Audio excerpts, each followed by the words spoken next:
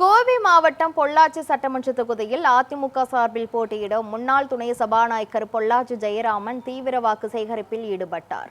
அரசம்பாளையம், காரச்சேரி, வடசித்தூர், காட்டம்பட்டி உள்ளிட்ட கிராமங்களில் வாக்கு சேகரிப்பில் ஈடுபட்ட அவருக்கு பெண்கள் உற்சாக வரவேற்பு அளித்தனர்.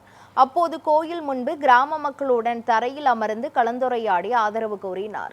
பிரச்சாரத்தின் போது பேசிய அவர், அதிமுக ஆட்சி அமைந்தவுடன் கிராமப்புறங்களில் குடிநீர் பிரச்சினைகளை தீர்க்க முன்னுரிமை வழங்கப்படும் என்றும் அம்மா கிளினிக்குகள் மீண்டும் தொடங்கப்படும் என்றும் உறுதியளித்தார். மேலும் திமுக ஆட்சியில் நிர்வாக குறைபாடுகள் காரணமாக குடிநீர் விநியோகம் பாதிக்கப்பட்டுள்ளதாகவும் பெண்களின் பாதுகாப்பு குறித்த கவலைகள் இருப்பதாகவும் விமர்சித்தார்.